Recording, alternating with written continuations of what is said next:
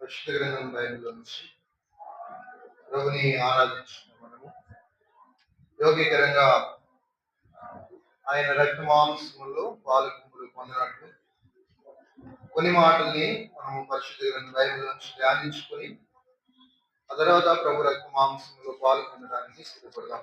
ఉదాము కొరింథీయులకు రాసిన మొదటి పత్రిక అపోస్తలుడైన పౌలు కొరింథీయులకు రాసిన మొదటి పత్రిక 15వ అధ్యాయం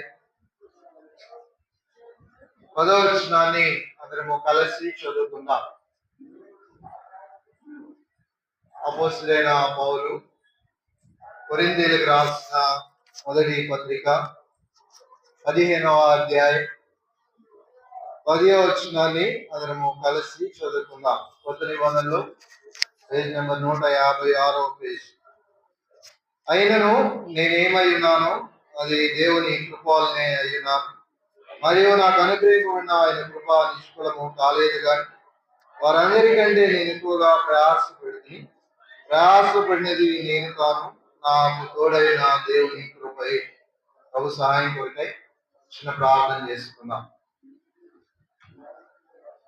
దయలించండి నమ్మదగిన దేవా, జీవము కలిగిన యేసు ప్రభు వారి శ్రేష్టమైన ఘనమైన నామములో ఈ యొక్క మధ్యాహ్న కాల సమయంలో నీ పాదాల చెందికి మరి ఒకసారి రావటానికి మీరు అనుగ్రహిస్తూ వచ్చిన శ్రేష్టమైన ధన్యకరమైన కృపను బట్టి వందనాలు. ఆరాధించట కొరకై సహాయం చేస్తూ వచ్చినారు. మరొకసారి పవిత్రమైన నిష్కలంకమైన నిర్దోషమైన నీ రక్త మాంసములు మా ఎట్టునగా వాటిలో మేము పవిత్రంగా క్రమమును బట్టి యోగ్యతను బట్టి హృదయ పరిశీలన బట్టి పాలు పంపులు పొందినట్లు మమ్మల్ని నీ వాక్యము ద్వారా సిద్ధపరుస్తురమని ప్రార్థన చేస్తున్నాం.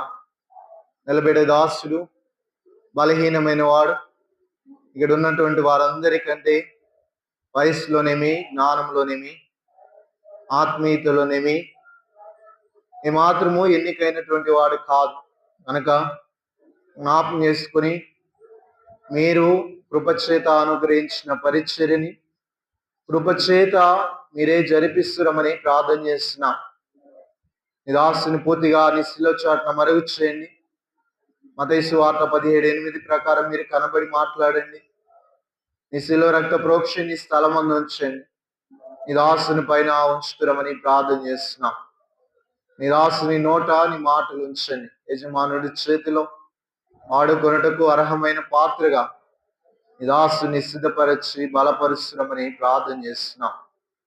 వినగలిగే చెవిని, గ్రహింపగలిగే మనస్సుని మాకు అందరికీ అనుగ్రహిస్తురమని, శత్రు కార్యములను యేసుక్రీస్తు నామములో బంధిస్తురమని నీ కృపని ప్రత్యేకంగా కోరుకుంటూ తోడైంటురమని యేసు నామములో ప్రార్థిస్తున్నాము తండ్రి, ఆమేన్.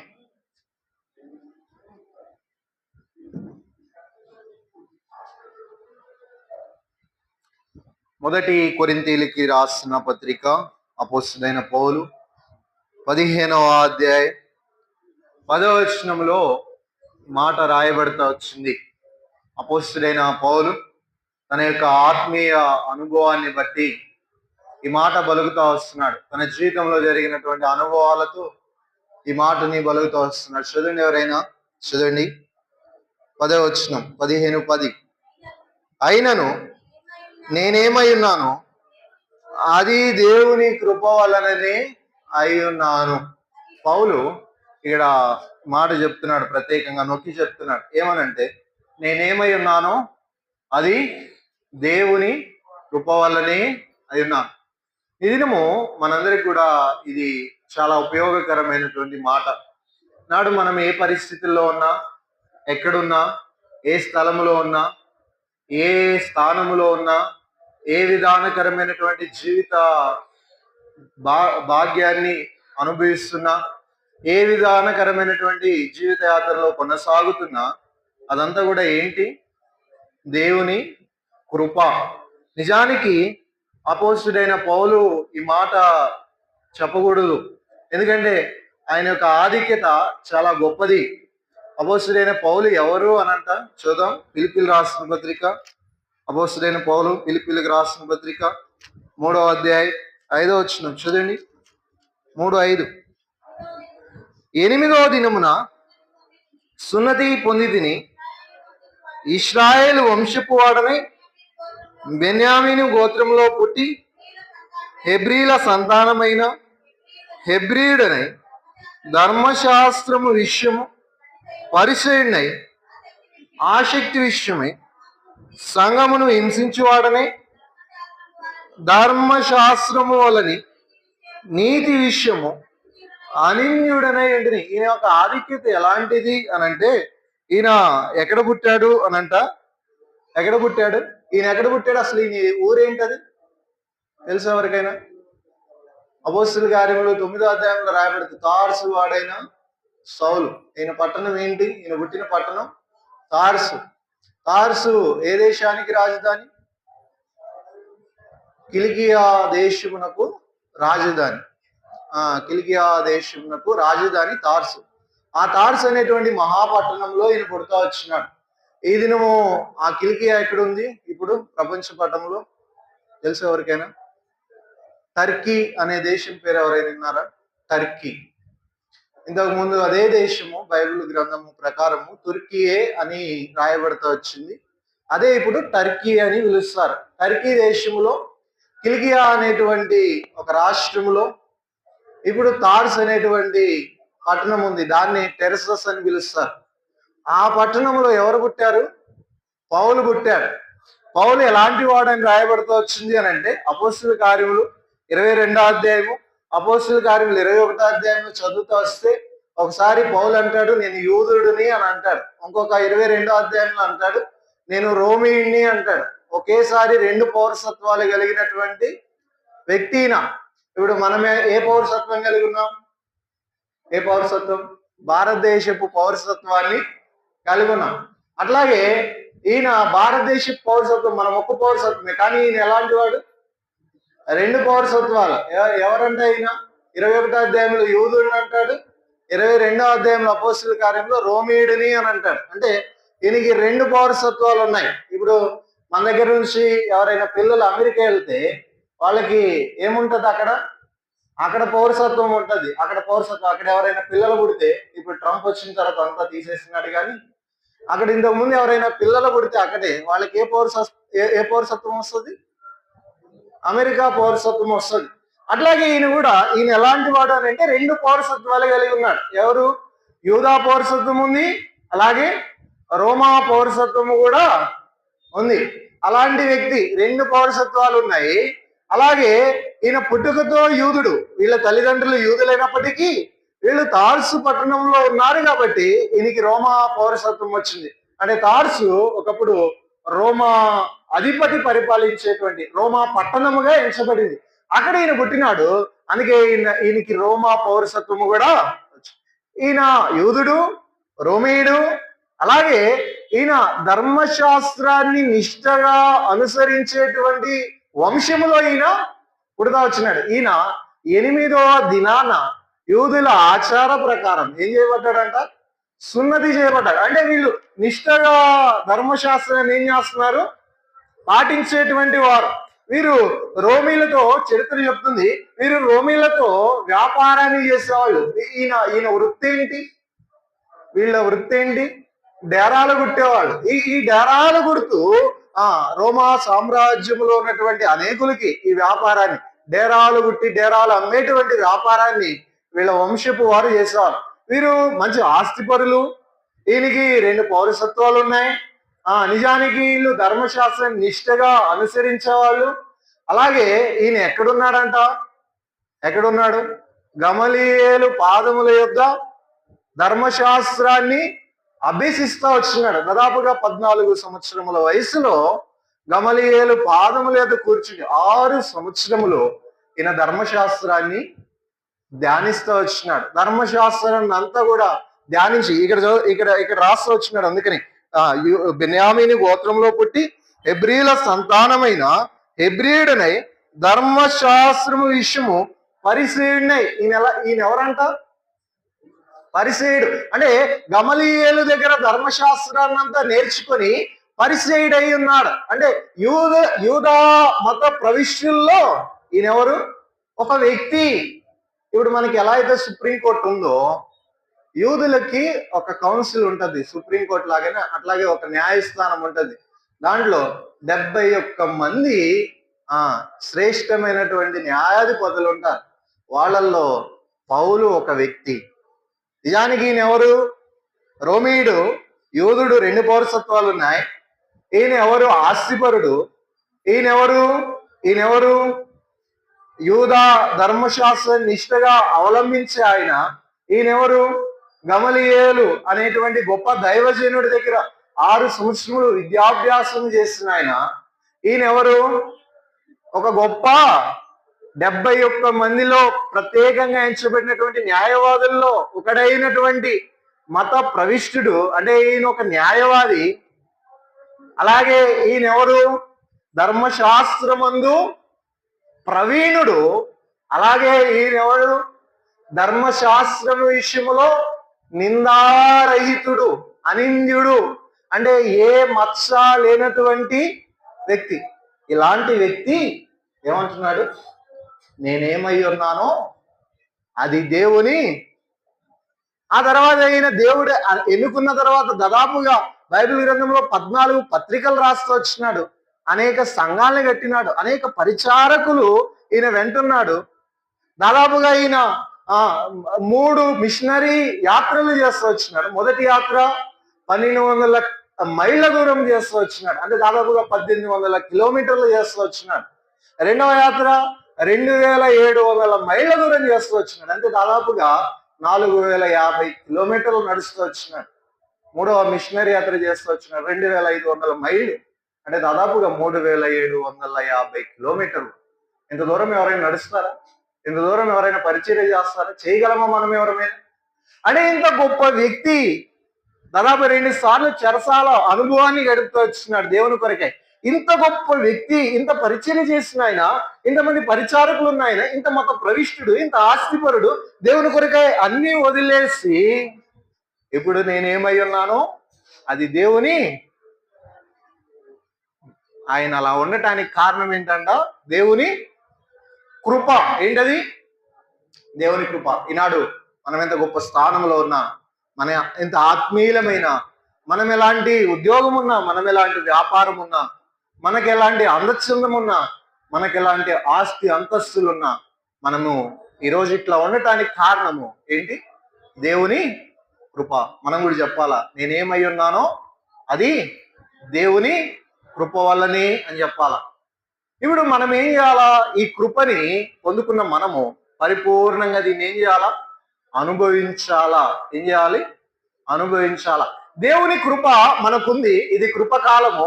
ఇప్పుడు ఈ కృప మన జీవితంలో పూర్తిగా ఏం చేయాలా? పనిచేయాలా. ఒక 7 విషయాలు, ఈ 7 లక్షణాలు మనలో ఉంటే అపోస్తలుడైన పౌలు జీవితంలో కృప దాదాపుగా ఆయన మరణ పర్యంతరం వరకు పనిచేస్తూ వచ్చింది. నేను ఆ జీవితంలో ఈ కృప పనిచేస్తుంది. కృప పనిచేస్తే, దేవుని కృప మన జీవితంలో పనిచేస్తే మన జీవితంలో ఏమీ అక్కర్లే.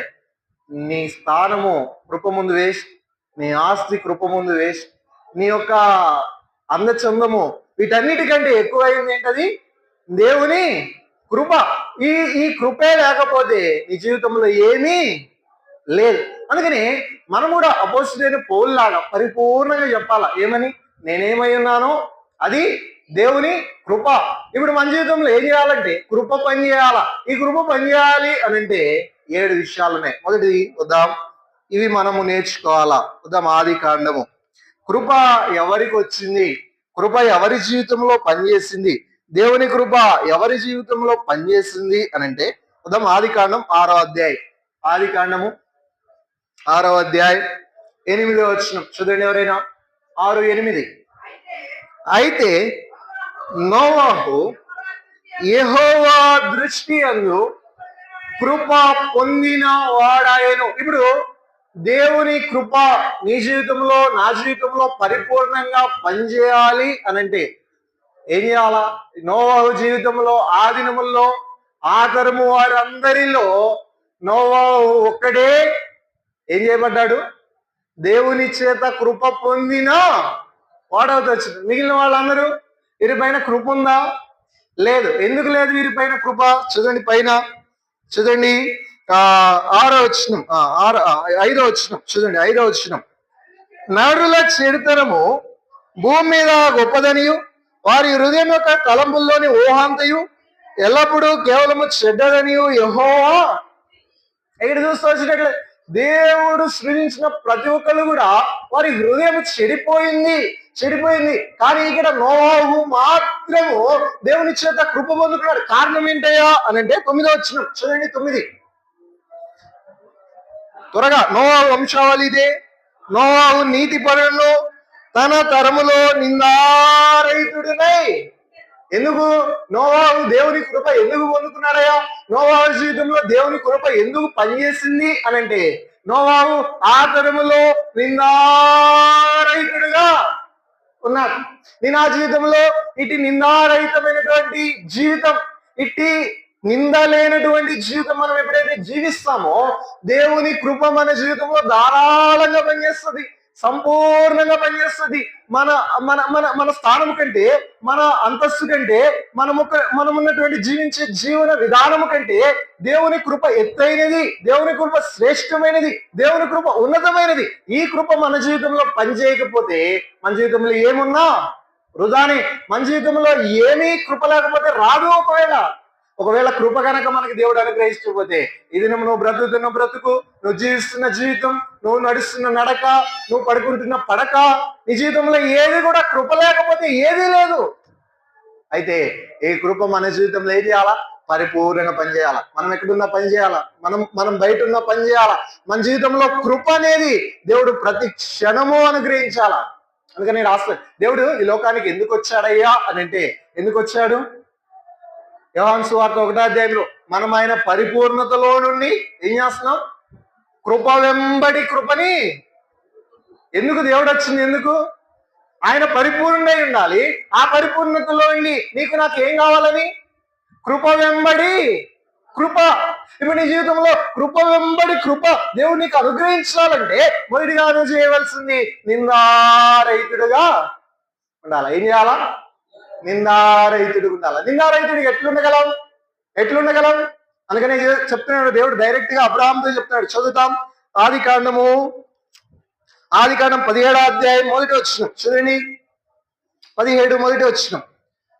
అబ్రహాము 99 ఏళ్ల వాడైనప్పుడు యెహోవా అతనికి ప్రత్యక్షమై, నేను సర్వశక్తి గల దేవుడను, నా సన్నిధిలో నడుచుచు. నిందారహితం ఎప్పుడు వస్తుంది? దేవుని సన్నిధిలో నడిచినప్పుడు. నీ యాత్రా జీవితంలో, నీ బ్రతుకంతటిలో నువ్వు దేవుడున్న ప్రదేశంలో నడిస్తే, నువ్వు దేవునితో నడిస్తే, నువ్వు దేవుని సన్నిధిలో నడిస్తే, నువ్వు క్రమం తప్పకుండా ఆదివారం, నువ్వు క్రమం తప్పకుండా వారకుడికలికి, నువ్వు క్రమం తప్పకుండా ఉదయకాలం ప్రార్థన, నువ్వు క్రమం తప్పకుండా వాక్య ధ్యానము, నువ్వు క్రమం తప్పకుండా ప్రభు పనిలో నిమగ్నమై ఉంటే, అంటే దేవునితో సహవాసం నీ జీవితంలో ఉంటే, దేవుని సన్నిధిలో నువ్వు నడిస్తే నువ్వు నిందారహితుడుగా. ఒకవేళ ఇటు అనుభవం లేకపోతే, ఈనాడు చాలా మందిలో ఎందుకయ్యా చెడుతనము, ఎందుకయ్యా నిందలు, ఎందుకయ్యా మచ్చ అంటే ఏం లేదు. ఎవరితో సహవాసం లేదు? దేవునితో. ఎప్పుడైతే మన జీవితంలో దేవునితో సహవాసం ఉంటుందో అప్పుడు మనలో మచ్చ ఉండదు, మలినం ఉండదు. దేవుని లాంటి స్వభావం వస్తుంది, దేవుని లాంటి లక్షణం వస్తుంది, దేవుని లాంటి నిందారహితమైనటువంటి జీవితం వస్తుంది. ఈ నిందారహితమైనటువంటి జీవితమే నేనేం చేస్తుంది? దేవుని కృపకు అర్హుడుగా. అందుకని హానోకు గురించి రాస్తాడు. ఆదికాండము 5వ అధ్యాయం 24వ వచనం. ఆదికాండం 5:24. హానోకు దేవునితో నడిచిన తర్వాత దేవుడు అతన్ని తీసుకుని పోయిన గనుక అతడు లేకపోయిను. హానోకు దేవునితో నడిచిన తర్వాత దేవుడు అతన్ని ఏం చేస్తున్నాడు? దేవునితో నడిచాడు. ఎందుకు దేవుడు తీసుకెళ్ళాడు అంటే దేవునితో నడిచాడు. ఇదే మాట హెబ్రీ పత్రికలో ఇంకొకలాగా రాయబడుతూ వచ్చింది. దేవునితో నడిచినప్పుడు ఏమైందంట? హెబ్రీయులు రాసిన పత్రిక 11వ అధ్యాయం. హెబ్రీయులు రాసిన పత్రిక 11వ అధ్యాయం 5వ వచనం చూడండి. 11:5.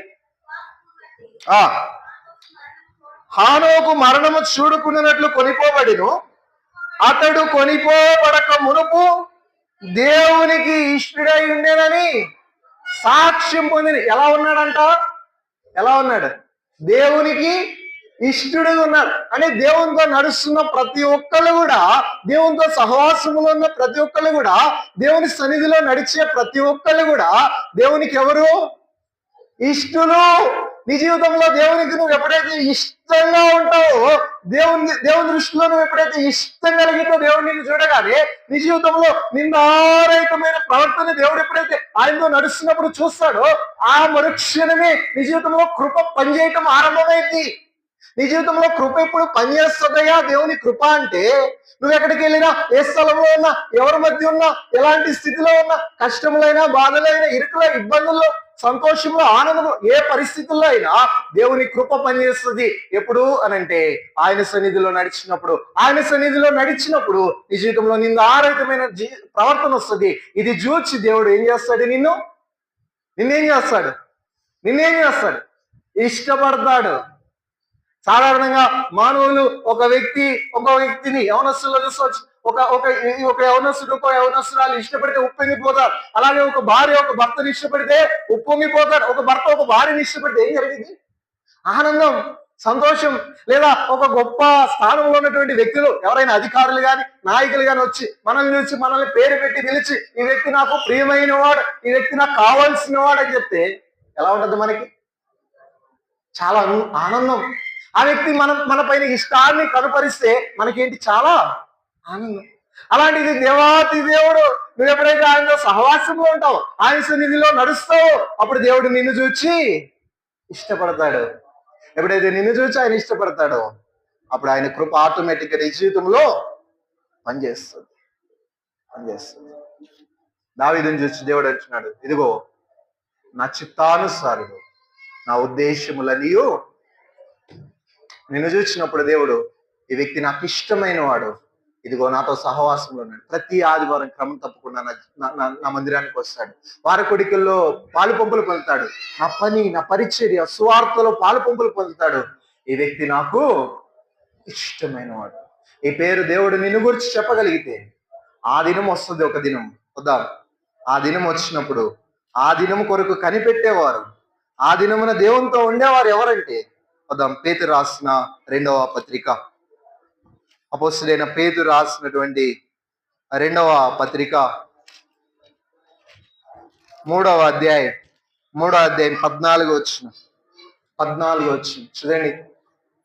ప్రియులారా, వీటి కొరకు మీరు కనిపెట్టువారు గనుక శాంతము గలవారై ఆయన దృష్టికి నిష్కలంకులుగాను నిందారహితులుగాను కనబడినట్లు జాగ్రత్త పడుడి. వేటి కొరకు కనిపెట్టేవాళ్ళు? పైన చదువుతూ వచ్చినట్లయితే 3వ అధ్యాయంలో రాయబడింది, దేవుని రాకడ కొరకు కనిపెట్టేవారు, దేవునితో ఉండాలని ఆశపడేవారు. నీ జీవితంలో నువ్వు దేవునితో ఉండాలని, ఆ నిత్యత్వంలో ఉండాలని ఆశపడుతున్నట్లయితే నీ జీవితంలో ఇక్కడ ఉండగానే దేవునికి ఎలా ఉండాలా? ఇష్టడుగా ఉండాలా. ఇష్టడు ఎప్పుడు అవ్వగలవు? నిందారహితుడుగా ఉన్నప్పుడు. నిందారహితుడు నువ్వు ఎట్లు కాగలవు? ఆయన సన్నిధిలో నువ్వు నడిచినప్పుడు, ఆయనతో సహవాసంలో నువ్వు ఉన్నప్పుడు. అది దాదాపుగా 2000 సంవత్సరము ఒక దైవజనుడు మహిమలోనికి పిలువబడతా వచ్చినాడు. ఎవరైనా? సోదరుడు భగత్ సింగ్ గారు. ఆ దినము హైదరాబాద్ మహాపట్టణము స్తంభించిపోతా వచ్చింది. ఆ దినము దాదాపుగా ఢిల్లీలో శాస్త్రవేత్తలు పరిశోధన చేసి హైదరాబాద్లో రిక్టర్ స్కేల్ పై దాదాపుగా 4.2 తీవ్రతతో భూకంపం సంభవిస్తూ వచ్చింది అర్ధరాత్రి 1 గంట సమయంలో. ఎందుకు అనంటే దైవజనుడు ఆ సమయంలో మహిమలోనికి పిలువబడతా వచ్చినాడు. ఆ ఉదయకాల సమయంలో అప్పటి వరకు ప్రపంచమే చూడనటువంటి, ఎవరి మరణానికి రానటువంటి సూర్యుడి చుట్టూ వలయం ఏర్పడుతూ వచ్చింది.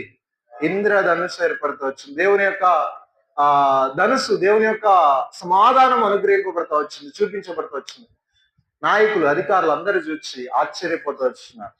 ఆ దినము హైదరాబాద్ గోల్కొండ చౌరస్తా రోడ్లో ఎవరు చూడనంత జనం, లక్షలాది మంది రోడ్ల పైన కిక్కిరిసిపోతూ వచ్చినారు. ఆ దినము వ్యాపారులకు పండగ, ఆ దినాన్న ఉద్యోగస్తులకి పండగ, ఆ దినం రోడ్డు పక్కన చిన్న చిన్న వ్యాపారాలు చేసే వాళ్ళందరికీ పండగ.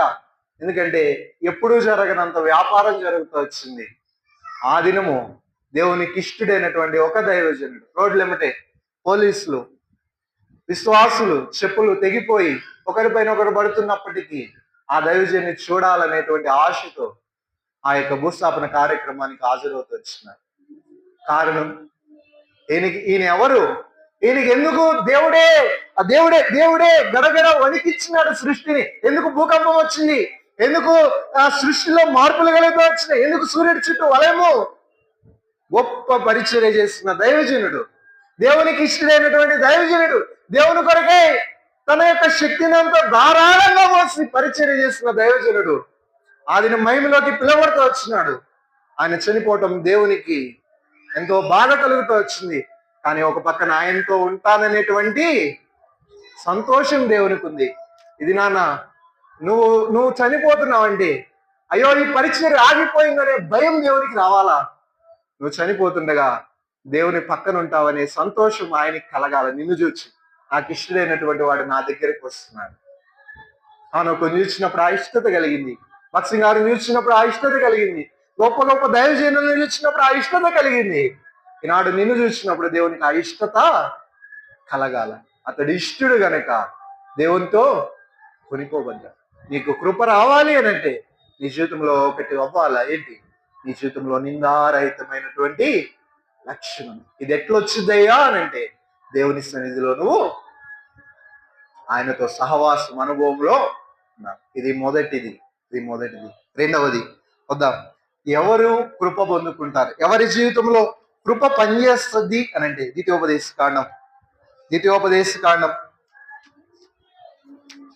7వ అధ్యాయం, ద్వితీయోపదేశ కాండం 7వ అధ్యాయం 9వ వచనం చూడండి.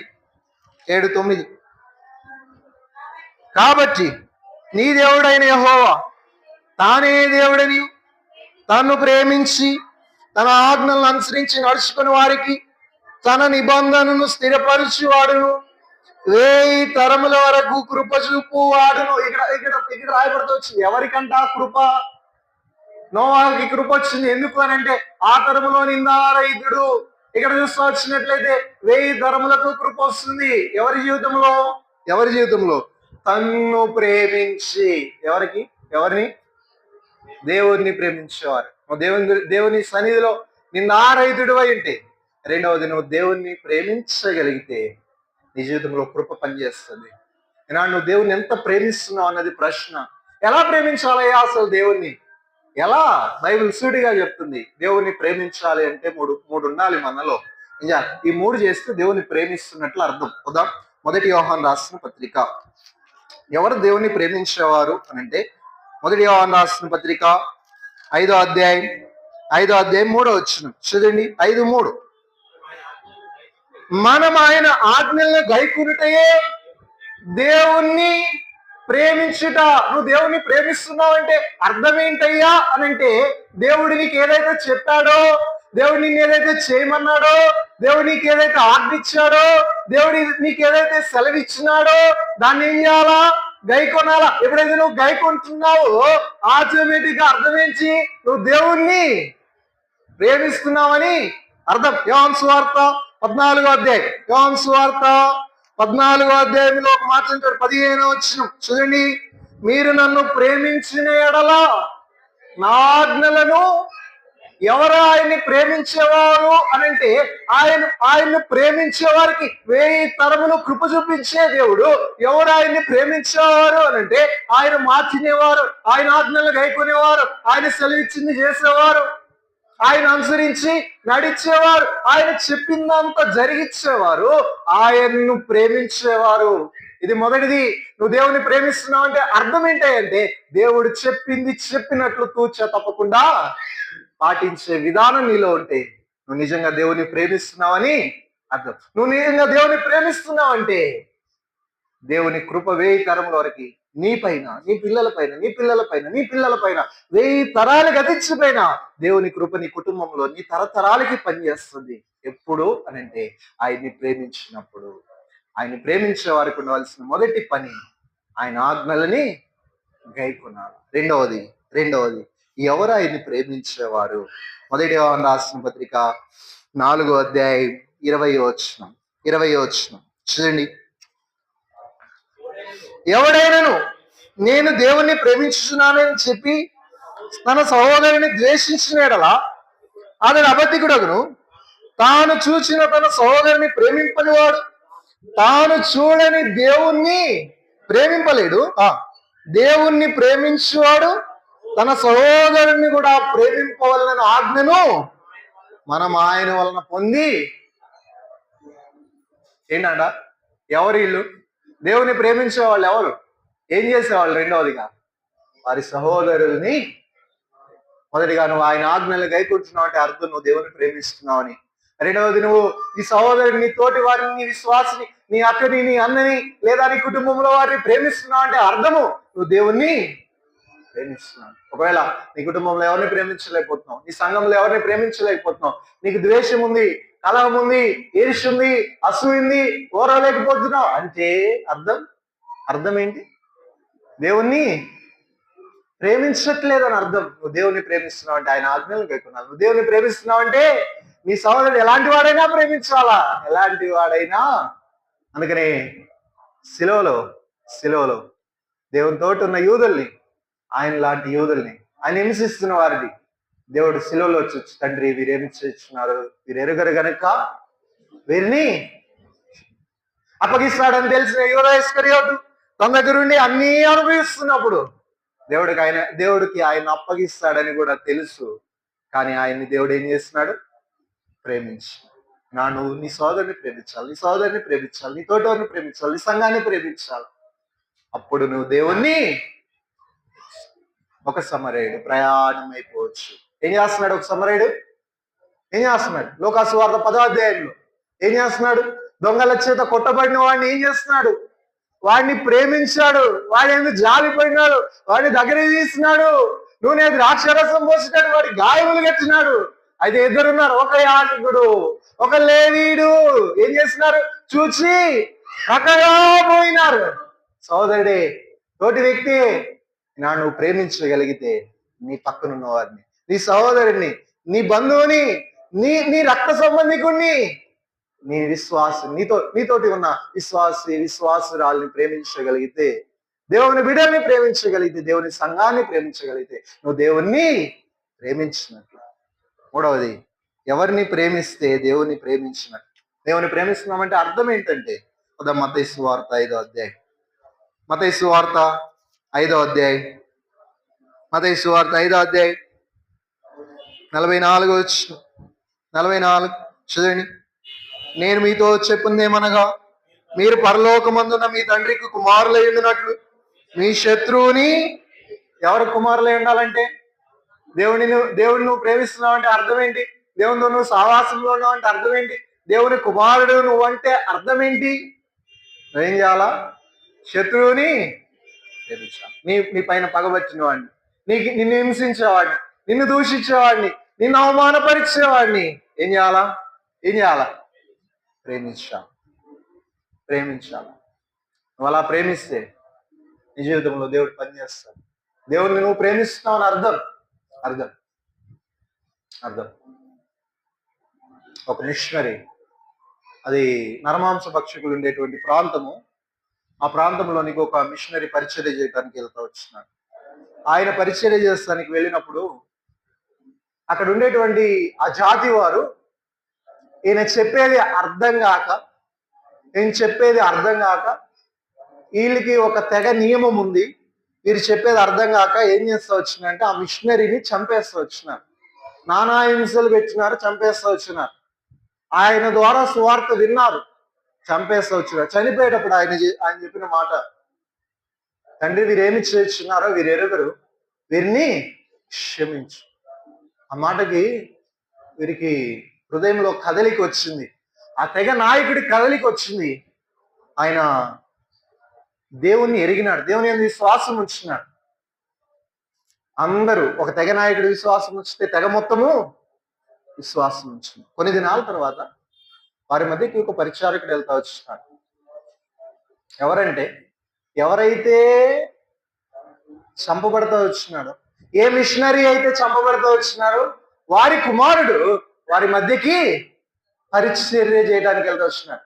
ఈ తెగ నాయకుడు ఉన్నాడు కదా, ఆయన ఆ వెళ్ళినటువంటి ఆ కుమారుడికి, ఆ పరిచర్య చేసే సేవకునికి చాలా వినయముగా, చాలా నిష్టగా, చాలా ప్రేమగా పరిచర్య చేస్తున్నాడు. ఆయన వెంట వెళ్తున్నాడు, ఆయన కూర్చోవాలంటే కుర్చీ చేస్తున్నాడు, ఆయన నడుస్తుంటే ఆయన వెంట నడుస్తున్నాడు, ఆయనకి ఆహారం కావాలంటే గడగడాలని కూర్చో ఆయన పక్కన పరిచర్య చేస్తున్నాడు. చాలా అద్భుతంగా పరిచర్య చేస్తున్నాడు. ఇది ఈయన్ని చూస్తూ వచ్చినాడు, చాలాసార్లు చూస్తున్నాడు. ఈయనకి అర్థం కావట్లా, ఎందుకు ఈయన ఇట్లా చేస్తున్నాడు పరిచర్య, దేవుని ప్రేమను బట్టి చేస్తున్నాడు అని అనుకుంటున్నాడు. అర్థం కావట్లా, చాలా నిష్ఠగా ఎవరు చేయనంత పరిచర్య ఈయన బాగా, దాదాపుగా ఎవరు ఆయన పక్కన ఉన్నంత సమయము ఈయన ఆయనతో గడుపుతున్నాడు. తీరా ఈయనేమో యవనస్తుడు సేవకుడు, ఈయనేమో నాయకుడు వృద్ధుడు. ఒక వృద్ధుడైన కూడా ఆ యవనస్తుడికి పరిచర్య చేస్తున్నాడు, ధారాళంగా పరిచర్య చేస్తున్నాడు. సేవకుడు దేవుని పరిచారకుడే పరిచర్య చేస్తున్నాడు. పరిచర్య చేస్తుంటే చివరికి ఒక దినాన ఈయన ఒక మాట అడిగాడంట ఆయన పిలిచి, అయ్యా నువ్వు నాకు ఇంత పరిచర్య చేస్తున్నావు, అయితే మా నాన్న ఇక్కడ చచ్చిపోయాడు కదా, మా నాన్నని చంపింది ఎవరు అని అడిగాడంట. ఏంటి, మా నాయన్ని చంపింది ఎవరు, వాళ్ళని నేను చూడాలనుకుంటున్నాను అన్నాడు. అప్పుడు ఆయన ఏం చెప్పలేదు, ఏం మాట్లాడాల. చాలాసార్లు అడిగినాడు, ఏం మాట్లాడాల, సమాధానం ఇవ్వాల. ఒక దినము ఈ వృద్ధుడు మరణ దశకు వచ్చినాడు, పడకలో ఉన్నాడు. అప్పుడు ఈ సేవకుని పిలిచి, అయ్యా నేను నీతో ఒక మాట చెప్పాలి, పిలవమని కబురు పంపినాడు. వచ్చినాడు ఈ సేవకుడు, వచ్చి ఆయన పడక పక్కన కూర్చుంటే అప్పుడు ఆయన చెప్తున్నాడు, ఇన్ని రోజుల్లో నన్ను ప్రశ్న అడిగావు కదా, దానికి సమాధానం చెప్తున్నాను. ఏంటి, మీ నాయన్ని చంపింది ఎవరని అడిగినావు కదా, మీ నాయన్ని చంపిన దౌర్భాగ్యుడు పాపాత్ముడు ఎవరో కదా, నేనే. ఇప్పుడు నీ పక్క నుండి పరిచర్య చేస్తున్నాను కదా, ఎందుకో తెలుసా, దేవుని ప్రేమ ఒక ఎత్తు అయితే మీ నాయన మాకు చూపించిన ప్రేమ ఒక ఎత్తు. దేవుని ప్రేమ ఇది. సహోదరుని ప్రేమించినాడు, శత్రువుని ప్రేమించినాడు, ఎవరైనా వాళ్ళ నాయన ప్రేమించినాడు. ఆ కృతజ్ఞతతోటి ఈయన పక్క నుండి ఏం చేస్తున్నాడు, ఆయన ఒక్క క్షణం కూడా ఆయన విడవకుండా పరిచర్య. కారణం శత్రువును కూడా ప్రేమించే స్వభావం. ఇది నీలో ఉంటే నువ్వు దేవుణ్ణి ప్రేమిస్తున్నావని. దేవుణ్ణి ప్రేమిస్తే 1000 తరముల వరకు నీకు, నీ జీవితంలో, నీ కుటుంబంలో కృప. మొదటిది ఏంటది చెప్పండి, ఆయన సన్నిధిలో నడిస్తే నిందారహితమైన జీవితం వస్తుంది. ఈ నిందారహితమైన జీవితాన్ని బట్టి దేవుని కృప ధారాళంగా నీ జీవితంలో కృప రావాలంటే నిందారహితమైనటువంటి స్వభావం మనలో ఉండాలి. రెండవది, కృప నీ జీవితంలో పనిచేయాలి అని అంటే నువ్వు దేవుణ్ణి ప్రేమించాలా. దేవుని ప్రేమిస్తున్నావు అంటే అర్థం ఏంటి, ఇప్పుడు చేయాలా, ఏం చేయాలా, ఆయన ఆజ్ఞలు ఏం చేయాలా, గైకొనాలి. రెండవది ఏం చేయాలా, విన్నారా, ఏం చేయాలా, సహోదరుని ప్రేమించాలా. మూడవది ఎవరిని ప్రేమించాలా, కష్టమైన, నష్టమైన, ఇబ్బందిగా ఉన్న శత్రువుని వాడే నీ దగ్గరకు వచ్చి ఏం చేస్తాడు, క్షమాపణ అడుగుతాడు. వదినా రాయలసీమ ప్రాంతంలో ఒక సేవకుడు పరిచర్యకి వెళ్తూ వచ్చినాడంట. పరిచర్యకి వెళ్ళినప్పుడు ఒక అక్క ఆ సేవకుడితో కూర్చొని మాట్లాడుతుంటే పరిచర్య అయిపోయిన తర్వాత ఆ అక్క సంఘానికి ఆరంభం, పునాది. అక్క ఇక్కడ సంఘం ఎట్లా కట్టబడింది అని అంటే ఆ అక్క చెప్తా వచ్చిందంట, అన్న ఒక చాలా పెద్ద కథ ఉంది, ఒక సంఘటన జరిగింది, అందుకే ఇంత గొప్ప మందిరం ఏర్పాటు చేయబడింది. ఈనాడు మన మందిరం అభివృద్ధి పొందాలా, మన చుట్టూ ఉన్న సంఘాలు కట్టబడాలా, అనేక గ్రామాల్లో సంఘాలు ఉండాలా, అలాంటి గొప్ప పరిచర్య ఉంటేనే కట్టబడతాయి. ఈమె జీవితంలో ఏం జరిగింది, అంత సంఘం కట్టబెట్టడానికి కారణం ఏంటంటే అని అడిగాడు. చెప్పమ్మా వింటానంటే ఈమె చెప్పడం మొదలెట్టింది. అందరూ హైందవులే, అన్యజనులే, దేవుణ్ణి ఎరగని వారే, వారి మధ్యలో నేను రక్షణ పొందుతా వచ్చినా, దేవుణ్ణి ఎరుగుతా వచ్చినా, ఇప్పుడు నేను ఎరగటం ఎవరికి ఇష్టంలే, నేను నమ్ముకోవటం ఎవరికి ఇష్టం లేదు. అది మంచిగా కోతలు అయిపోయినాయి, కుప్పలేసినారు, పంట చేతికి వచ్చినటువంటి కాలం అది. చేనులో కుప్పేసినారు. మా చేనులో మాకు దాదాపు 1 ఎకరం పొలం ఉంది, చేనులో కుప్పేసినారు. ఈ కుప్ప వేసిన తర్వాత దానికి కాపలా ఉండాలి. నేను ఒక్కదాన్ని విధవరాల్ని, నాకు భర్త లేడు, పిల్లలు లేరు, విధవరాల్ని ఒక్కదాన్నే ఉంటాను. ఇప్పుడు చూసే ఆలనా పాలన చూసే వాళ్ళు ఎవరు లేరు. నేనంటే పడని వాళ్ళు, నేనంటే నచ్చని వాళ్ళు, నేను దేవుని ఎరగటం ఇష్టం లేని వాళ్ళు ఒక రాత్రి సమయంలో వెళ్ళి నా కుప్పకి నిప్పంటిచ్చినారు. రాయలసీమలో నిజంగా జరిగిన సంఘటన ఇది. కుప్పకి నిప్పంటిస్తే మొత్తం కాలిపోయింది. ఎవరు వచ్చినారు పరుగున వచ్చి, పెట్టిన వాళ్ళే వస్తారు. ఎవరు వస్తారు? పెట్టిన వాళ్ళే. ఏదైతే మనకు విరోధంగా చేస్తారో వాళ్ళే వచ్చి మనకి చెబుతారు. ఎందుకు? వాళ్ళని రెచ్చగొట్టాలా? మనల్ని ఏం చేయాలా? మన నోరు తెరవాలా? ఇప్పుడు వాళ్ళే వచ్చినారు, నిప్పు పెట్టి వచ్చినారు. మొత్తం కాలిపోతుంది. అక్క రండి, ఎవరో మీ కుప్పకి నిప్పు పెట్టినారు, ఇప్పుడు అది మొత్తం కాలిపోతుంది అని అంటే ఈమె లేచింది, ఏం లే, తలుపేసింది, మోకరించింది, ప్రార్థన చేస్తుంది. ఏమనంటే, ప్రభువా, వాళ్ళు ఎవరు నిప్పు పెట్టారో తెలియదు, నీవు ఇచ్చావు, నువ్వు తీసుకుంటున్నావు, నాకు ఇబ్బంది ఏం లేదు. ఎవరైతే నిప్పు పెట్టినారో వారిని క్షమించు. ప్రార్థన చేసింది, బయటికి వెళ్ళింది. 2వ రోజు నుంచి యథావిధిగా మామూలుగా ఉంది. ఏ నిప్పు పెట్టిన వాళ్ళకి ఎట్లా ఉంటుంది? కుప్పకి నిప్పు అంటించిన వాళ్ళకి. మనిషి అంట తిడితే భరించగలడు, కొడితే భరించగలడు. తప్పు చేసినప్పుడు ఎవరైనా మనల్ని ఏమనకుండా మౌనం ఉంటే భరించలేడు.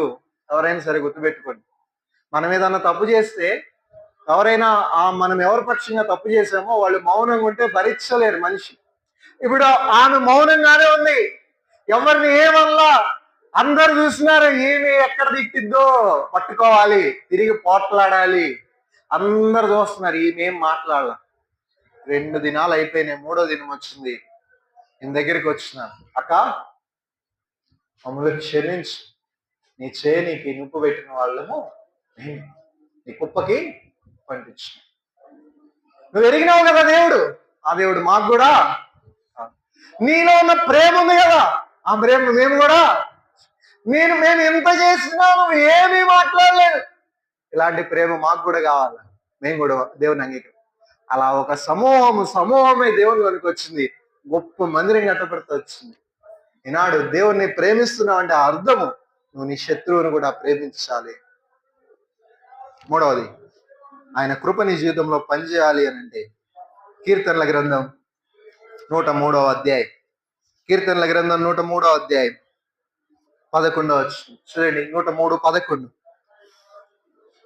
భూమి కంటే ఆకాశం ఎంత ఎత్తుగా ఉన్నతముగా ఉన్నదో ఆయనను భయభక్తులు గలవారి ఎడల ఆయన కృప అంత అధికముగా.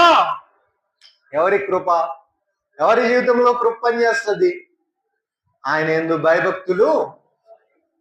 మొదటిది నిందారహితమైన జీవితం, 2వది దేవుణ్ణి ప్రేమించే లక్షణం, 3వది దేవుని యందు భయము భక్తి కలిగినటువంటి జీవితం. ఆయన యందు భయభక్తులు కలిగి ఉన్నామంటే అర్థం ఏంటంటే, బైబిల్ సూటికి ఒక మాట చెప్తుంది. ఉదాం సామెతల గ్రంథం 8వ అధ్యాయం 13వ వచనం. సామెతల గ్రంథం 8:13 చదవండి. ఆయన యందు భయభక్తులు కలిగి ఉన్నామంటే అర్థం ఏంటంట? యెహోవా యందు భయభక్తులు కలిగి ఉండుట చెడుతనమును.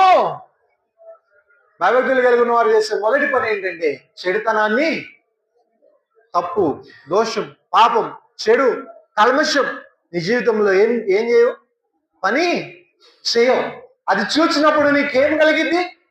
అసహ్యం వేస్తుంది. నువ్వు టీవీ చూసినప్పుడు, నువ్వు సినిమా చూసినప్పుడు, నీకు దాన్ని చూసినప్పుడు అసహ్యం వేస్తుంది.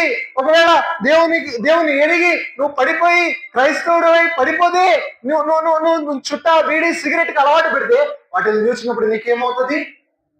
అసహ్యం వేస్తుంది. నువ్వు మందు తాగాలని దాని దగ్గరికి వెళ్ళినప్పుడు అసహ్యం వేస్తుంది. అబద్ధం ఆడాలంటే అసహ్యం వేస్తుంది. అసహ్యం వేస్తుంది. పాపం నీ కంటికి కనిపించినప్పుడు, ఎవరైనా నువ్వు ఒక స్త్రీని గాని ఒక పురుషుని గాని నువ్వు చూసినప్పుడు, నీలో తలంపులు మోహపు చూపులు వస్తున్నప్పుడు నీకు అది రాగానే ఏం కలిగింది?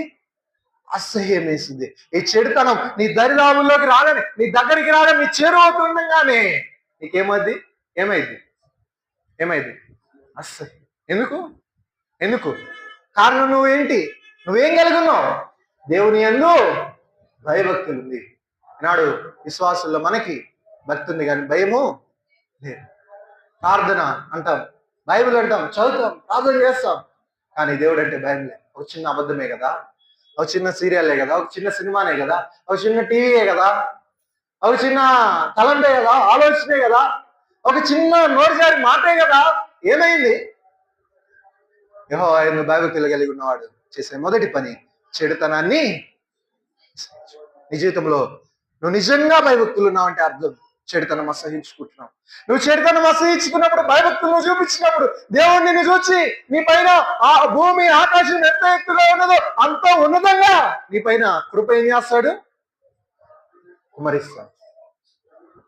యెహోవా యందు భయభక్తులు గల వారికి ఆయన ఏ మేలు చేయక, ఆయన దాచించిన మేలు గొప్పది, ఎంతో గొప్పదట. 33వ కీర్తనలో ఆయన దాచించిన మేలు గొప్పది. 34వ కీర్తనలో ఉంటది, ఆయన భయభక్తులు గలవారికి ఏ కొదువా, సింహ పిల్లలు ఏమి గలవై ఆకలిగా ఉంటాయంట కాదు, యెహోవా యందు భయభక్తులు గారికి ఏమి.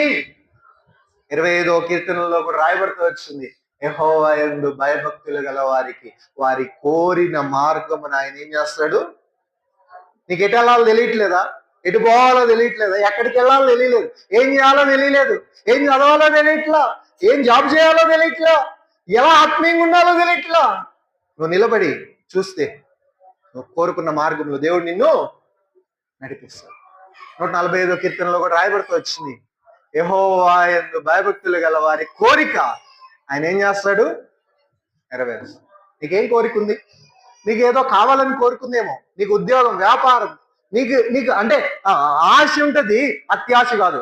ఆశ, నువ్వేదైతే ఆశపడుతున్నావు, అత్యాశ కాకుండా ఆశ ఏదైతే పడుతున్నావు, నీకేది కావాలనుకుంటున్నావు, నీ కుమారుడికి వివాహమా, నీ కుమార్తెకి వివాహమా, నీ కుటుంబంలో ఆర్థిక సంబంధమైన అప్పులన్నీ తీర్చబడాలి, సంతోషంగా నువ్వు మెలగాలి అని అనుకుంటే, నీ జీవితంలో ఏది కోరుతున్నావో నీ కోరిక ఏం చేస్తాడు? దేవుడు నెరవేరుస్తాడు. అందుకని 147:11 చదువు ఒకసారి కీర్తనలు. ఆయన నీ పక్షంగా ఏం చేస్తాడంట? ఇది చదువుకుందాం, ఇది చాలా బాగుంటది ఈ మాట. 147 కీర్తనల గ్రంథం 11వ వచనం. తన యందు భయభక్తులు గలవారి యందు, తన కృప కొరకు కనిపెట్టు వారి యందు యెహోవా ఆనందించువాడై ఏం చేస్తాడు? నీ పక్షంగా, నా పక్షంగా, నన్ను చూసి దేవుడు ఏం చేస్తాడు? ఈ లోకంలో నిన్ను చూసి నీ తల్లిదండ్రులు ఆనందించకపోవచ్చు, నీ బంధుమిత్రులు ఆనందించకపోవచ్చు, నీ కుమార్తె ఆనందించకపోవచ్చు, నీ భార్య, నీ భర్త ఆనందించకపోవచ్చు, కానీ దేవుడు, నువ్వెప్పుడైతే ఆయన ఎందుకు భయభక్తులు కలిగి ఉంటావో అప్పుడు దేవుడు నిన్ను చూసి ఆనందిస్తాడు. ఇదిగో నా కుమారుడు, ఇదిగో నా కుమార్తె నన్ను చూసి భయపడుతుంది, నా ఎందుకు భయభక్తులు కలిగి ఉంది. ఈయన లాంటి వాడు ఎవరు లేడు. ధారాళముగా కృప కుమ్మరింపబడుతుంది. మలాకీ గ్రంథం 4వ అధ్యాయంలో ఆయన ఎందుకు భయభక్తులు గలవారి మీద నీతి సూర్యుడు, ఆయన రెక్కలు వారికి ఆరోగ్యము. అనారోగ్యంలో ఉన్నావేమో, వ్యాధులతో బాధపడుతున్నావు, మంచం పడుతున్నావు, నొప్పులున్నాయి, జ్వరం ఉంది, తీరని రోగం ఉంది, వీటితో నేను చావలేకపోతున్నా, ఆయాసం ఉంది అనుకుంటున్నావు. దేవుని ఎందుకు భయభక్తులు నిజంగా చూపిస్తే నీ పైన నీతి సూర్యుడు ఉదయిస్తాడు. ఆయన రెక్కలు నీకు ఆరోగ్యం కలిగజేస్తాడు, నీకు మేలు చేస్తాడు, నీకేది కొద్ది ఉండదు, నీ కోరిన మార్గంలో నడిపిస్తాడు, నీ కోరిక నెరవేరుస్తాడు. యెహోవా యందు భయభక్తులు కలిగి ఉన్న తెలివికి మూలం. సామెతలు 1వ అధ్యాయంలో రాయబడుతూ వచ్చింది. నీకు తెలివిస్తాడు, జ్ఞానం ఇస్తాడు, ఆలోచన ఇస్తాడు, శక్తిని ఇస్తాడు. నీ జీవితంలో దేవుని యందు భయభక్తులు కలిగి ఉంటే కృప ధారాళం వస్తుంది. ఒక చిన్న మాట ఉంటుంది, ఇదే మాటలో చదువుకొని ముందుకెళ్దాం. ఆయన యందు భయభక్తులు గల వారి విషయమే ఒక పెద్ద గొప్ప కార్యం దేవుడు చేస్తున్నాడు. చూద్దాం, మలాకీ గ్రంథం 3వ అధ్యాయం. ఒక గొప్ప కార్యం. మలాకీ గ్రంథము 3వ అధ్యాయం 16 వచనం చూడండి. 16. అప్పుడు యెహోవా యందు భయభక్తులు గలవారు ఒకరితో ఒకరు మాట్లాడుకుని చిన్నగా, యెహోవా చెవియొగ్గి ఆలకించును, మరియు యెహోవా యందు భయభక్తులు కలిగి ఆయన నామమును స్మరించుచుండు వారికి జ్ఞాపకార్థకంగా ఒక గ్రంథము ఆయన సముఖమునందు. ఎవరికంట జ్ఞాపకార్థంగా గ్రంథం రాయబడింది? ఆయన యందు భయభక్తులు గలవారికి. ఈ జీవితంలో దేవునిలో భయభక్తులు కలిగి ఉంటే ఈ జీవితంలో, ఈ యాత్రలో, నీ యొక్క జీవిత యాత్రలో ఈ శిలాఫలకాలపై నీ పేరు లేకపోవచ్చు, మందిరాలపై నీ పేరు లేకపోవచ్చు, ఉద్యోగరీత్యా నీ పేరు ఒక పెద్ద ఉన్నతమైన పుస్తకాల్లోకి ఎక్కపోవచ్చు. కానీ దేవాది దేవుడు, పరమందున్నటువంటి దేవుడు, పరమందుని లోకాన్ని శాసిస్తున్నటువంటి దేవుడి దగ్గర ఒక గ్రంథం ఉంది. ఆ గ్రంథంలో నీ పేరు, నువ్వు భయభక్తులు కలిగి ఉంటే జ్ఞాపకార్థకంగా నీ పేరు దానిలో రాయబడినటువంటి ఒక గ్రంథం ఉంది. ఆ గ్రంథంలో నీ పేరు ఉంటది. ఒక దినాన్ని అందరు చనిపోయి పరలోకానికి, నిత్యత్వానికి కొనిపోబడినప్పుడు అందరి ముందు ఆ గ్రంథం ఇప్పినప్పుడు ఆ గ్రంథంలో బలానమ్మకమైన ఫలానా దాసుడు, ఫలానా మరియమ్మ, ఫలానా సంసోను, ఫలానా సొలొమోను, ఫలానా అబ్రాహాము, ఫలానా వ్యక్తి పేరు ఉంటుంది జ్ఞాపకార్థకంగా. ఒకవేళ నువ్వు చనిపోతే మరవబడతావు, కానీ నీకు జ్ఞాపకార్థకంగా పైన ఒక గ్రంథంలో నీ పేరుంది. కారణం ఏంటి? నువ్వు దేవుని యందు భయభక్తులు నిలుపుతున్నావు, అందుకే ఆ గ్రంథంలో పేరు. మొదటిది నిందారహితమైనటువంటి లక్షణం, కృపను తీసుకొస్తుంది. రెండవది ఆయన్ని ప్రేమిస్తే కృప వస్తుంది. మూడవది ఆయన యందు భయభక్తులు కలిగి ఉంటే నీ జీవితంలో కృప ఏం చేస్తుంది? కృప పనిచేస్తుంది. నాలుగవది వద్దాం. రెండవ దినవృత్తాంతముల గ్రంథం 20వ అధ్యాయం, క్షమించండి, రాజుల గ్రంథం 2వ రాజుల గ్రంథం 20వ అధ్యాయం, 2వ రాజులు 23 చదవండి. 3వ వచనం.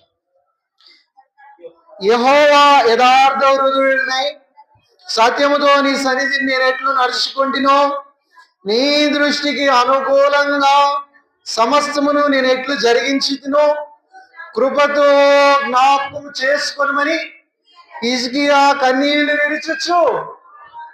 ఈయనకి కృప వచ్చింది. ఇక్కడ దేవుడు ఈయన్ని స్వస్థపరుస్తున్నాడు. మరణం వచ్చిందయ్యా, సిద్ధపడు, నీకు త్వరలో మరణించిపోతున్నావు అంటే ఈయన ఏం చేస్తున్నాడు? అయ్యా, నేను ఎట్లు నీ సన్నిధిలో యథార్థంగా ఉన్నాను, సత్యంతో ఉన్నాను. అందుకంటే ముఖ్యంగా ఒక మాట అంటున్నాడు, ఏమని? నీ దృష్టికి అనుకూలంగా సమస్తమును. ఎట్లా అంట? ఆయన దృష్టికి అనుకూలంగా. ఇప్పుడు ఎవరి దృష్టికి అనుకూలంగా? దేవుని దృష్టికి అనుకూలంగా ఉన్నాడు. కాబట్టి మళ్ళా వెళ్ళినటువంటి యెషయా తిరిగి వెంటనే దేవుడు మాట్లాడినాడు. సాలలోనికి వెళ్ళగానే అక్కడే దేవుడు ప్రత్యక్షం. నువ్వు మళ్ళా తిరిగి ఎక్కడికి వెళ్ళాలా? హిజ్కియా దగ్గరికి వెళ్ళాలా? వెళ్ళి నీ దేవుడు నిన్ను స్వస్థపరుస్తున్నాడు, ఇదిగో ఆ ఆవుల గడియారం మీద నీడ 10 మెట్లు వెనక్కి వస్తుంది, నీకు ఇంకటి నుంచి 15 సంవత్సరముల ఆయుష్. కారణం ఏంటి? ఆయన దృష్టికి అనుకూలముగా. మొదటిది నిందారహితమైన జీవితం, రెండవది దేవుని ప్రేమించే లక్షణం, మూడవది ఆయన భయభక్తులు కలిగి ఉండేటువంటి లక్షణం, నాలుగవది ఆయనకి అనుకూలముగా ఉండేటువంటి లక్షణం. నువ్వు ఎక్కడున్నా, ఏ స్థలంలో ఉన్నా, ఎక్కడికి వెళ్ళినా నీ హృదయం దేవుని హృదయంతో అనుకూలంగా ఉండాలా. నీ హృదయం దేవుని హృదయంతో ఏకీభవించాలా. నువ్వు దేవుడు ఏది చెప్తున్నాడో నువ్వు అది చేస్తానికి అనుకూలించాలా. దేవుడు ఎలాంటి ఆలోచన కలిగి ఉండాలో నువ్వు అలాంటి ఆలోచన కలిగి ఉండాలా. దేవుడు ఇది చేయాలనుకుంటే నువ్వు అది చేయాలా. ఏంటది? ఇదేంటది? అనుకూలమైనటువంటి హృదయం. అందుకని రాయబడితో వచ్చింది 2వ రాజుల గ్రంథం 10వ అధ్యాయం 30వ వచనం అనుకుంటే చూడండి. ఇక్కడ ఒక మాట అంటాడు, ఒక వ్యక్తిని అంటాడు. చదవండి 10:30. యెహూ అని ఒక రాజు ఉన్నాడు. చూడండి త్వరగా. కావున యెహోవా యెహూతో ఈలాగు సెలవిచ్చును, నీవు నా హృదయాలోచన అంతటి చొప్పున అహాబు కుటుంబీకులకు చేసి నా దృష్టికి న్యాయమైన దాన్ని జరిగించి బాగుగా నెరవేర్చితివి గనుక నీ కుమారులు 4వ తరము వరకు ఇశ్రాయేల్ రాజు సింహాసనం మీద ఎవరైనా యెహూ, ఈయన రాజు. ఈయన ఏం చేస్తున్నాడు దేవుడికి చెప్పింది, దేవుడి హృదయాలోచనను బట్టి దేవునికి అనుకూలంగా చేస్తూ వచ్చినాడు. అందువలన ఎప్పటి వరకు అంటే ఆశీర్వాదం ఎప్పటి వరకు? 4 తరాలు. నేను ఇది చేస్తే, ఈ మేలు చేస్తే, ఈ దేవుని సన్నిధిలో నడిస్తే నేను ఆశీర్వదింపబడతా అయిపోయింది అనుకోవద్దు. నువ్వు చేసిన పని, నువ్వు ఉంచిన భయభక్తులు, నువ్వు ఉంచిన నిందారహితమైన జీవితం, నువ్వు దేవుని ప్రేమించిన విధానం, నువ్వు దేవునికి అనుకూలంగా నడిచిన విధానము నీకే కాదు, నీ పిల్లలకి, నీ పిల్లల పిల్లలకి, వారి పిల్లల పిల్లలకి 4 తరాలు దేవుడు ఆశీర్వదిస్తాడు. ఈయన చేసిన ఒక్క పని 4 తరాలు. ఈయన ఎట్లయితే రాజుకున్నాడో ఆ రీతిగా వారి కుమారులు ఏం చేస్తున్నారు? ఆశీర్వదింపబడినాడు. పరిపాలన చేయడానికి దేవుడు ఏం చేస్తున్నాడు? ఎన్నుకున్నాడు. నీ జీవితంలో నువ్వు ఆయన అనుకూలంగా ఉంటే, ఆయన హృదయ ఆలోచన బట్టి ఉంటే దేవుడు నీ విషయమై కృప చూపిస్తాడు. ఈయన హిజ్కియాకి కృప చూపించినాడు, నీకు కూడా ఆ కృప చూపిస్తాడు. యెహూకి కృప చూపించినాడు, నీకు కూడా ఆ కృప చూపిస్తాడు. అందుకని కార్లు ఉంటాయి కదా, కార్లు అంటే ఎవరికి ఇష్టం లేకుండా ఉండదు, అందరికి ఇష్టమే కార్ అంటే. ఇప్పుడు ఉన్నటువంటి చాలా కార్లు ఉన్నాయి, మారుతి సుజుకి, టయోటా, ఎర్టిగా, ఇవన్నీ ఉన్నాయి. చాలా కార్లు ఉన్నాయి, BMW అంటారు, చాలా కార్లు ఉన్నాయి. అమెరికాలో క్షమించండి, ఇటలీలో ఒక యవనస్తుడు ఉన్నాడు. ఆ యవనస్తుడు మెకానికల్ ఇంజనీర్ చదువుతూ వచ్చినాడు. ఆ యవనస్తుడు మెకానికల్ ఇంజనీర్ అయిపోయిన తర్వాత వాళ్ళ నాన్న ఆయనకు ఒక ట్రాక్టర్ ఇచ్చినాడు, పాత ట్రాక్టర్ ఇస్తే, ఎందుకు ఈ ట్రాక్టర్ అని అంటే, ఏం చేయాలా? ఈ ట్రాక్టర్ తీసుకొని వెళ్ళి పొలాన్ని ఏం చేయాలా? దున్నాలా. వాళ్ళకి చాలా పొలాలు ఉన్నాయి, పొలాన్ని దున్ని పంట పండించాలి. ఇప్పుడు ఈయనకు ఒక ట్రాక్టర్, పాత ట్రాక్టర్, అది తీసుకెళ్లి ఈయన పొలంలోకి తీసుకెళ్ళి ట్రాక్టర్ నడుపుతున్నాడు పొలాన్ని దున్నటానికి. ఈయనకి ఎట్లా నడపాలో తెలియట్లా, అది సరిగ్గా పని చేయకపోతే ఇప్పుడు చుట్టూ ఉన్న వాళ్ళు చూసి ఏమంటారు? వాడు చదివింది ఏంటి? Mechanical engineer. ఏం చేయాలా? మెకానికల్ ఇంజనీర్ ట్రాక్టర్ ఏం చేయాలా? రిపేర్ చేయాలి కదా. ఇప్పుడు సివిల్ చదివినోడు నాకు బిల్డింగ్లు కట్టడం ఎట్లా తెలియదంటే ఎట్లా ఉంటుంది? సాఫ్ట్వేర్ ఇంజనీర్ నాకు సిస్టమ్ ల్యాప్టాప్ రాదంటే ఎట్లా ఉంటుంది? సరే, ఇప్పుడు డాక్టర్ దగ్గరికి వెళ్తే నాకు వైద్యం రాదంటే ఎట్లా ఉంటుంది? అంతే కదా. ఈయన కూడా మెకానికల్ ఇంజనీర్ చదివినాడు. ఇప్పుడు ఈయనకి ఏం చేయాలా? ట్రాక్టర్ ఏం చేయాలో బాగు చేసుకోవాలి, ఆ సామర్థ్యం ఉండాలి. ఇప్పుడు ఈయనకి రావట్లా.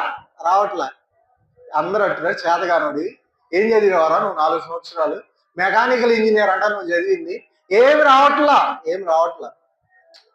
ఈయన మాటలన్నీ ఈని నేనేం చేయలేనా, నేనేమి సాధించలేనా అని వీడికి ఒక హృదయంలో ఒక తలంపు పడిపోయి ఆ ట్రాక్టర్ని తీసుకెళ్ళి దాన్ని చాలా జాగ్రత్తగా ఇంట్లో ఒక చోట ఉంచి దాన్ని మళ్ళీ రిపేర్ చేయటం మొదలెట్టారు. మొత్తం పార్ట్లన్నీ చేంజ్ చేసి అన్ని చాలా జాగ్రత్తగా చేస్తున్నాడు. చేయగానే ఒక కొత్త ట్రాక్టర్ తయారైంది. ఆ ఊర్లో ఉన్న ట్రాక్టర్లన్నిటికంటే స్పీడ్గా అవుతుంది ఇది. అంటే చాలా బాగా పనిచేస్తుంది. ఈయన సామర్థ్యం మొత్తం ఉపయోగించినాడు. తర్వాత ట్రాక్టరే కదా, ఇంకోటి చేద్దాం అనుకొని ఒక కారు తయారు చేయడానికి కొనుక్కున్నాడు. ఓ మనిషి కారు తయారు చేసినాడు. ప్రపంచంలో వేగవంతమైన కార్లలో ఒక కారు, దాని పేరు లంబోర్గిని. ఏంటది? లంబోర్గిని. చాలా స్పీడ్గా వెళ్తుంది, చాలా వేగవంతమైన వాటిలో ఒకటి. ఆ కారు ఇప్పుడు ప్రపంచ ప్రఖ్యాత కార్లలో ఒక బ్రాండ్ అది. ఆ కారు తయారు చేస్తుంది. నిజానికి ఈయన ఎవరంటే దేవుణ్ణి ఎరిగిన విశ్వాసి, దేవుని హృదయాన్ని బట్టి నడిచే అనుకూలమైనటువంటి వ్యక్తి, దేవుని అడుగు జాడల్లో నడిచే ఒక దేవుణ్ణి ఎరిగినటువంటి ఒక మంచి ఆత్మీయుడు. ఈ జీవితంలో నువ్వు కూడా దేవునికి అనుకూలంగా ఉంటే దేవుడు నిన్ను ఆశీర్వదిస్తాడు, నీ కుటుంబాన్ని ఆశీర్వదిస్తాడు, నీ పిల్లల్ని ఆశీర్వదిస్తాడు. ఎట్లుంది జీవితం? ఇంకొద్దాం, ఎన్నైనా ఇప్పటికీ 4 5 చదువుకుంటూ వెళ్దాం. కీర్తనల గ్రంథం 130వ అధ్యాయం. కీర్తనల గ్రంథం 130వ అధ్యాయం 7వ వచనం. కీర్తనలు 137. ఇశ్రాయేలు యెహోవా మీద ఆశ పెట్టుకొనుము, యెహోవా యొద్ద ఎవరికి కృప వచ్చింది? దేవుని మీద. నీకు ఈ లోకంలో ఉన్న దేని మీద ఆశ ఉన్నా లేకపోయినా, ఈ లోకం ఉన్న ఆశలన్నీ గతించిపోతాయి. కానీ నువ్వు దేవుని మీద ఆశ పెట్టుకుంటే ఈ లోకంలో నీకు ఏదైతే వస్తున్నాయో అవన్నీ రావటానికి కారణమైన కృప నీకేం చేస్తుంది? నీకు ఈ స్థానం రావటానికి కారణం కృప, ఈ డబ్బు రావటానికి కారణం కృప, ఈ అందం రావటానికి కారణం కృప, ఈ ఆరోగ్యం రావటానికి కారణం కృప. ఒకవేళ నీకు వీటన్నిటిపైన ఆశ ఉంటే, ఒకవేళ తీసేసినా పర్లేదు. దేనిపైన ఉండాలా? దేవుని పైన ఆశ ఉంటే ఏం కలిగిద్దంట? ఇశ్రాయేలు యెహోవా మీద ఆశ పెట్టుకోదు, ఆయన యొక్క ఏం జరిగిద్ది? కృప దొరికిద్ది. నువ్వు దేవుని పైన ఆశ ఉంటే కృప దొరికిద్ది. నీ జీవితంలో ఒకవేళ ఈ లోకం పైన ఆశ ఉంటే తీసేసేయి, ఈ లోక వాటిపైన ఆశ ఉంటే తీసేయి, శరీరం పైన ఆశ ఉంటే తీసేయి. ఈ లోకం పైన దేన్నైనా వదిలేయటానికి సిద్ధపడు. ఒక్కదానిపైన ఆశ పెట్టుకో, అయ్యా నాకు నీ కృప కావాలి, నీ కృప లేకపోతే నేను బ్రతకలేను, జీవించలేను, నీ కృప నాకు కావాలి, నీ కృప ఉంటేనే నేనున్నాను. నువ్వు దేవుడిని అడిగితే, ఆశ పడితే కృప దేవుడు నీకు ఇస్తాడు. ఇది 5వది. 6వది చదువు. రోమిల్ రాసిన పత్రిక అంతకంటే ముందుగా పేతురు రాసిన 2వ పత్రిక, మొదటి పత్రిక, క్షమించండి, పేతురు రాసిన మొదటి పత్రిక 5వ అధ్యాయం 5వ వచనం చూడండి. పేతురు రాసిన మొదటి పత్రిక 5వ అధ్యాయం 5వ వచనం చివరి భాగం చూడండి. దేవుడు అహంకారులను ఎదిరించి దీనులకు కృప అనుగ్రహం. ఎవరికంట కృప? ఎవరికి? దీనులకి. నీ కృప పనిచేయాలంటే నీ జీవితంలో నీలో ఏం రావాలా? దీనత్వం. నాకు ఇది ఉందని అహంకారం తీస్తే, నాకు ఇంత ఆత్మీయత ఉందని అహంకారం తీస్తే, నాకు ఇంత అంతస్తు ఉందని అహంకారం తీస్తే, నేను ఇంత బైబిల్ చదువుతానని అహంకారం తీస్తే, నేను ఇంత ప్రార్థన చేస్తానని అహంకారం. అసలు ఈ లోకంలో ఒకటే ఆలోచించాలా? నేను మట్టిని, నన్ను రుద్దితే ఏమొస్తుంది? మట్టి వస్తుంది. నేను ఎగిసెగిసి పడేది 70 లేదా 80 సంవత్సరాలు, నేను మరలా వెళ్ళేది మట్టికే. నేను మట్టిలోకి వెళ్ళిన తర్వాత నాకు మిగిలేది ఏమీ ఉండదు. ఇది గుర్తుపెట్టుకుంటే అహంకారమే. ఏం గుర్తుపెట్టుకోవాలా? నేను మట్టిని, బ్రతికేది 70-80 సంవత్సరాలు మాత్రమే. ఈ 70-80 సంవత్సరాలు ఎగసెగిసి పడిన ఫలితం ఏం లేదు. చివరికి నేను చేరేది మట్టికే. మట్టిలోకి వెళ్ళిన తర్వాత నాలో మిగిలేదేమి? ఇది గుర్తుపెట్టుకుంటే అహంకారమే. దేవుడు ఎవరికి ఇస్తాడంట కృప? దీనులకి. నువ్వెంత ప్రయాసపడినా, నువ్వెంత సంపాదించినా, నీకెంత స్థానం ఉన్నా 70-80 సంవత్సరాలే. ఈ 70-80 సంవత్సరాల్లో నీలో దీనత్వం ఉంటే ధారాళంగా కృప వచ్చేస్తుంది. ఈ కృప కంటే మించిందేది లేదు. చివరిది వద్దాం. రోమిల్ రాసిన పత్రిక 10వ అధ్యాయం 12వ వచనం చదువుని. యూదుడని గ్రీసు దేశస్థుడని భేదం లేదు, ఒక్క ప్రభువే అందరికీ ప్రభు అయింది, తనకు ప్రార్థన చేయ వారందరి ఎడల కృప చూపుటకు ఐశ్వర్యవంతుడై. ఎవరికంట కృప? ప్రార్థన చేసిన వాళ్ళకి కృప రావాలంటే చివరిది 7వది ప్రార్థన జీవితం. నీ జీవితంలో ప్రార్థన ఉంటే కృప ఆటోమేటిక్ గా నీ జీవితంలో పనిచేస్తుంది. ధారాళంగా దేవుడు ఇచ్చేస్తాడు. కృప వెంబడి కృప. అపొస్తలుడైన పౌలు తన జీవిత యాత్రలో సంఘాలకి రాస్తుంటాడు, మీ గురించే కాదు, మా పరిచర్య గురించి ప్రార్థన చేయండి, సంఘాన్ని గురించి ప్రార్థన చేయండి, మేము ఖైదీలో ఉన్నాం, దేవుడు మమ్మల్ని బలపరచాలని ప్రార్థన చేయండి. ప్రార్థన. ఎందుకు? ఈ ప్రార్థన ద్వారా ఏమొస్తుంది? కృప వస్తుంది.